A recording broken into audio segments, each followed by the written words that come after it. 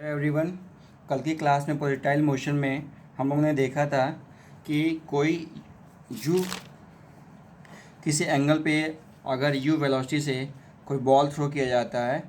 ठीक है, अगर सपोज ये थीटा एंगल पे यू वेलोसिटी से वो कोई बॉल थ्रो किया जाता है तो इसके दो कंपोनेंट होंगे। एक होता था यू साइन थीटा और दूसरा होता था आपका यू कॉस थीटा हॉरिजॉन्टल वाला, और दूसरा होता था आपका यू साइन थीटा। ठीक है, वर्टिकल कंपोनेंट। ठीक है, अब इसके लिए मैंने यहाँ पे जी पॉजिटिव जी नेगेटिव बता दिया था कब क्या होता है। ठीक है, अब इसमें रेंज बताया था आपको, मैक्सिमम हाइट बताया था, टाइम ऑफ फ्लाइट बताया था आपको, time of flight 2u sine theta g, maximum height u square sine square theta upon 2g। ठीक है, और रेंज इक्वल टू ये होता था यू स्क्वायर साइन 2 थीटा अपन जी। इतना तक क्लियर हो गया था। ठीक है, अब क्या करेंगे, अब रेंज कब मैक्सिमम होगा, मैं फिर से यहाँ पे डायग्राम प्लॉट कर देता हूँ। ये यू वेलोसिटी से थीटा एंगल पे कोई बॉल थ्रो किया जाता है तो उसका प्रोजेक्टाइल मोशन बनाएगा आपका। ठीक है, इसको मैं रेंज बताया था। ठीक है, और इसको मैं एच मैक्स बताया था। ठीक है, और यहाँ से यहाँ तक मैंने बताया था जो टाइम लगता है कि बॉल स्टार्टिंग से फाइनल पॉइंट तक आने में जो टाइम लगता है उसको मैं क्या बताया था, टाइम ऑफ फ्लाइट बताया था। ठीक है, जो मैक्सिमम हाइट गेन करता है उसको एच मैक्स बताया था। ठीक है, और ये आपका यू वेलोसिटी है कोई बॉल थ्रो करने पे। इसके दो कंपोनेंट बताया था, u cos theta horizontal component और vertical component u sine theta बता दिया था आपको। ठीक है, इतना तक क्लियर था।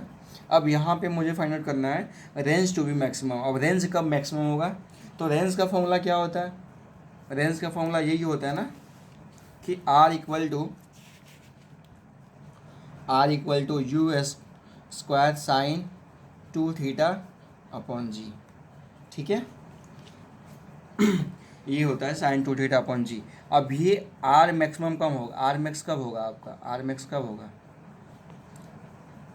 तो इसके लिए देखो यहाँ पे मैं एग्जांपल बताता हूँ कि जेवलिन थ्रो आपने देखा होगा ना, जेवलिन थ्रो जो भाला फेंक, तो भाला क्या बोलते हैं कि किसी किसी पर्टिकुलर एंगल पे यहाँ पे भाला फेंकते हैं, यहाँ पे वो जाके लॉन्ग डिस्टेंस तक आपके जाके गिरता है। ठीक है, तो क्या हम लोग डिस्टेंस कौन सा लेते हैं उसमें, वो हॉरिजॉन्टल ही तो डिस्टेंस होता है कि कितना कौन कौन स्टूडेंट या कौन आपका प्लेयर कितना डिस्टेंस ज़्यादा फेंक रहा है। तो इसका मतलब कि जो एंगल मैक्सिमम होगा, एंगल का भी तो वहाँ पे यूज़ होता है कि किस एंगल पे मैं फेंकूँगा भाला कि वो लॉन्ग डिस्टेंस ट्रेवल करेगा हॉरिजॉन्टल डायरेक्शन में।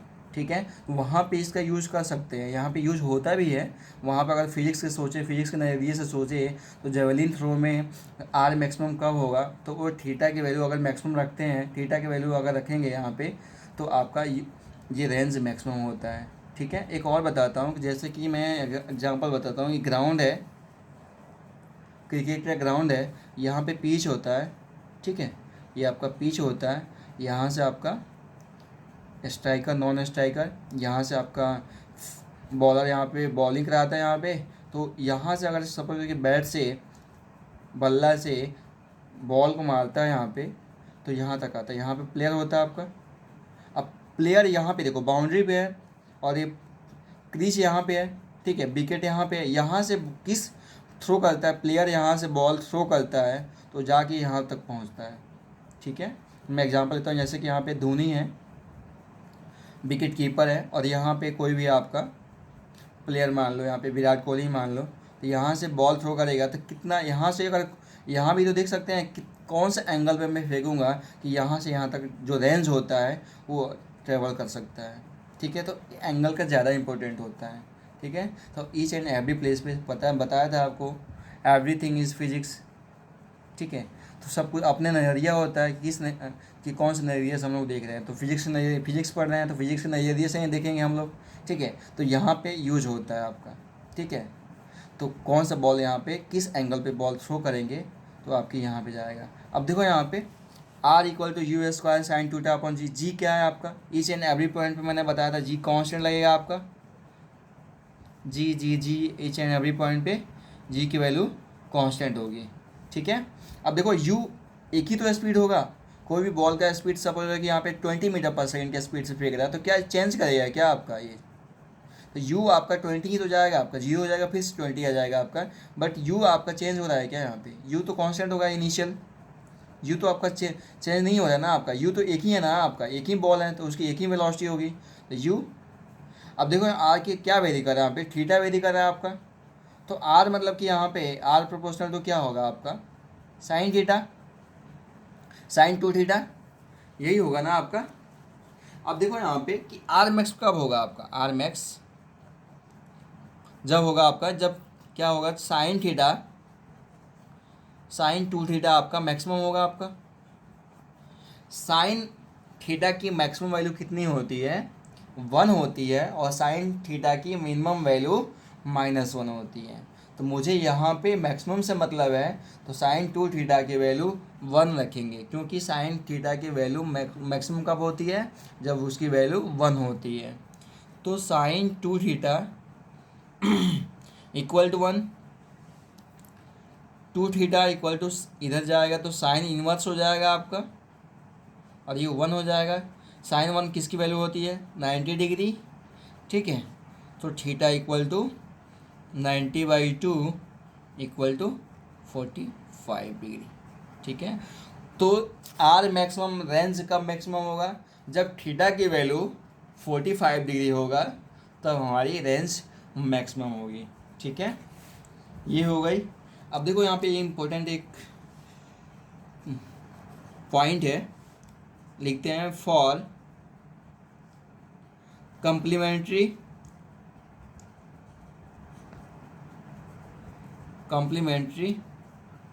एंगल्स रेंज इज सेम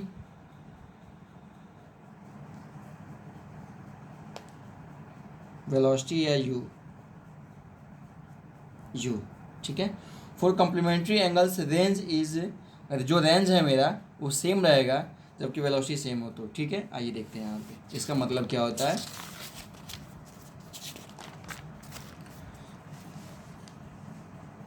इसका मीनिंग यही हुआ, अगर यहाँ से कम्प्लीमेंट्री तो आप लोग समझ रहे हैं ना, जैसे कि यू है आपका, ठीक है, एंगल यहाँ पे थीटा है, यहाँ से आपका बॉल थ्रो किया तो यहाँ तक आया, वही यू से इसका कम्प्लीमेंट्री यहाँ पे मान के चलो, यहाँ पे जो भी होगा ये कितना हो जाएगा आपका,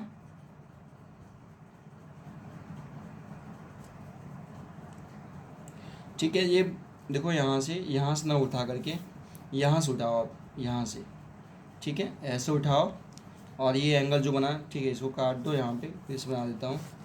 ये आपका एंगल, ये यू है, थीटा है आपका, ऐसे आया आपका यू वेलोसिटी। ऐसे ही आपका यहाँ से करोगे आप कम्प्लीमेंट्री, तो इसका जो रेंज होगा आपका, जैसे कि आपका ये भी आपका यू है, और ये कितना हो गया 90 - थीटा, ठीक है। तो थीटा के कम्प्लीमेंट्री क्या होता है, 90 - थीटा। जैसे कि मैं बता, कम्प्लीमेंट्री क्या होता है, जैसे एक एंगल 30 होगा तो दूसरा एंगल कितना होगा आपका, थीटा 1 की वैल्यू 30 है तो थीटा 2 की वैल्यू 60 डिग्री हो जाएगी। अब एक क्या है कि ऐसे हम बोल सकते हैं, यहाँ पे 15 है थीटा 1 की वैल्यू, तो थीटा 2 की वैल्यू क्या होगा 75, क्योंकि दोनों क्या है 90 हो जाएगा आपका, ठीक है। वैसे ही यहाँ पे कम्प्लीमेंट्री अगर थीटा है, दूसरा आपका 90 - थीटा से अगर सेम वेलोसिटी देता हूँ तो उसका रेंज आपका सेम आएगा, ठीक है। इसका मतलब जो रेंज होगा आपका R1 इक्वल टू R2, वो आपकी वैल्यू सेम हो जाएगी, ठीक है। आइए मैं इसको प्रूव करके दिखाऊँ क्या, आइए देखते हैं। जैसे फर्स्ट थीटा एंगल के लिए मैं रेंज फाइंड आउट करता हूँ, आपने पढ़ा होगा U² sign 2 theta upon g, यही पढ़ा था आपने, ठीक है। इसको फर्स्ट मान लो। सेकंड 90 - थीटा के लिए मुझे फाइंड आउट करना है, यहाँ पे R1 बोला था इसको, ये R2 के लिए निकाल लो आप लोग, ये हो गया R2, ठीक है, ये R2, ठीक है। R2 के लिए U² साइन 2, और थीटा की वैल्यू क्या है यहाँ पे 90 - थीटा, 90 - थीटा, ठीक है। ये आ गया 90 - थीटा अपॉन जी। अब देखो यहाँ पे 2 अंदर ले जाओगे यहाँ पे, तो ये आएगी value U² sine 180 - 2 theta upon g.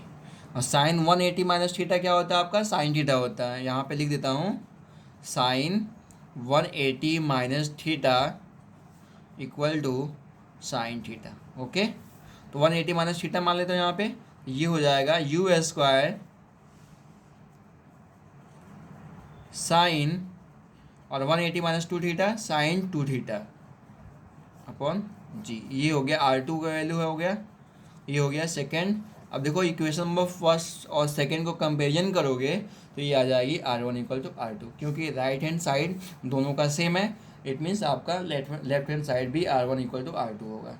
ठीक है, ये हो गया आपका R1 इक्वल टू R2 हो गया। ठीक है, इतना हो गई वैल्यू। अब चाहिए आइए क्वेश्चन करते हैं, कंसेप्चुअल क्वेश्चन करते हैं यहाँ पे। अच्छा सा क्वेश्चन करते हैं यहाँ पे। ये है आपका प्रोजेक्टाइल मोशन। यहाँ पे एक लेता हूँ, यहाँ पे u, ये हो गया u1 वेलोसिटी। ठीक है, दूसरा होगा आपका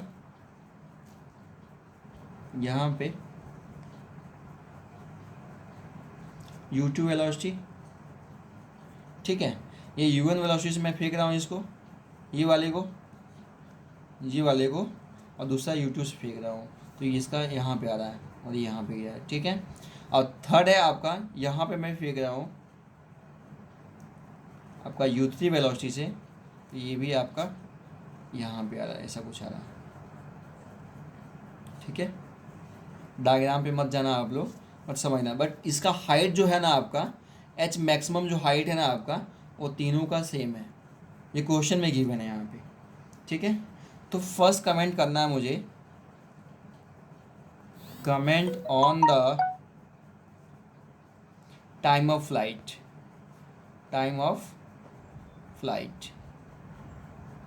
अब तीनों का यहाँ पे तीनों का टाइम ऑफ फ्लाइट सेम होगा कि ज़्यादा होगा कम होगा, ये मुझे बताना है। ठीक है, तो आइए देखते हैं यहाँ पे। सबसे पहले यहाँ पे टाइम ऑफ फ्लाइट क्या होता है, t equal to 2u sine theta upon g, यही होता है 2u sine theta upon g. और एच मैक्स क्या होता है आपका, u square sine theta upon 2g, यही होता है आपका। ठीक है, तो ये हो गया आपका u square sine square theta upon 2g, ये हो गया, और 2u साइन थीटा अपॉन जी हो गया। अब एच मैक्स मुझे सेम है, यहाँ पे देखो, यहाँ पे एच मैक्स आपका सेम है। ठीक है, एच मैक्स तीनों आपका गेन कर रहा है। देखो एच मैक्स तीनों का एच मैक्स सेम है, और 2g भी कांस्टेंट है आपकी। ठीक है, और यहाँ पे आपका इसको मैं बोल सकता हूँ क्या, यू वाई का स्क्वायर, क्योंकि इसका दो कंपोनेंट होता था ना आपका, यू वाई इक्वल टू क्या लिख देते, यू साइन थीटा, इसी का स्क्वायर है ना, यू साइन थीटा का स्क्वायर है, तो यू वाई स्क्वायर लिख सकता हूँ यहाँ पे। तो यहाँ बोल सकता हूँ u y square equal to 2g H max, ये आ गए 2g एच मैक्स। ठीक है, अब देखो यहाँ पे यू आई स्क्वायर किस पे डिपेंड करता है, 2g एच मैक्स। ठीक है, ये हो गया, इसका मतलब एच मैक्स भी कांस्टेंट वैल्यू है, जी भी कांस्टेंट वैल्यू है, 2 भी कांस्टेंट वैल्यू है, तो यू आई आपका कांस्टेंट वैल्यू आएगी। ठीक है, इतना आ गया। मुझे कमिटमेंट क्या करना है, टाइम ऑफ फ्लाइट पे।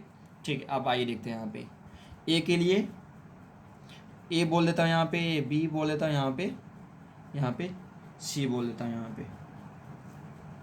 ठीक है, ये सी हो गया आपका, U1 U2 और ये हो गया आपका U3 हो गया। ठीक है, U1 U2 और U3 हो गया। ठीक है, अब देखते हैं यहाँ पे U1 के लिए निकालता है यहाँ पे, इसका मतलब टी ए बोल देता हूँ यहाँ पे, A B C, T equal तो क्या होगा आपका U1 स्क्वायर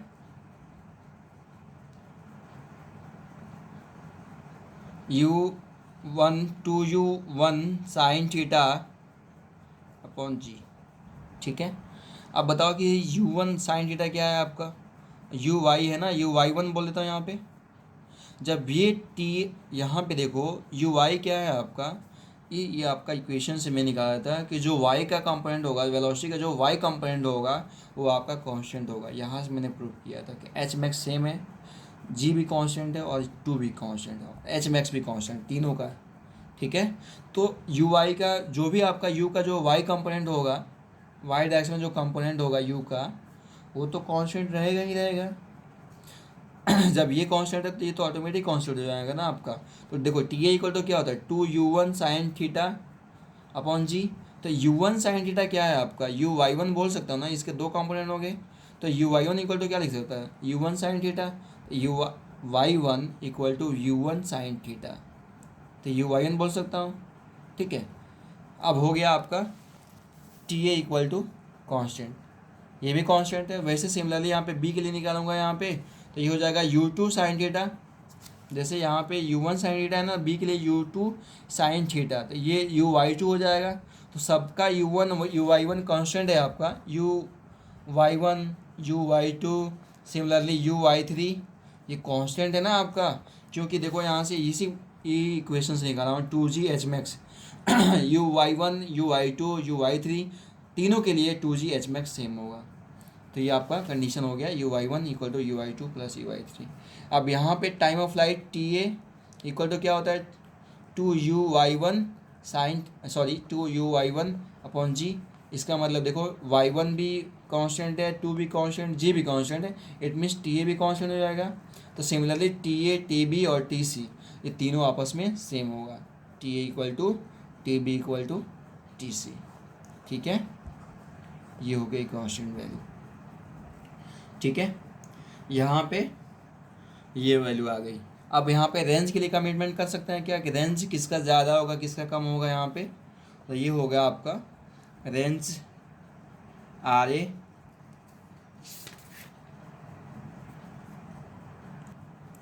रेंज के लिए एक फॉर्मूला होता है 2ux ui अपॉन जी।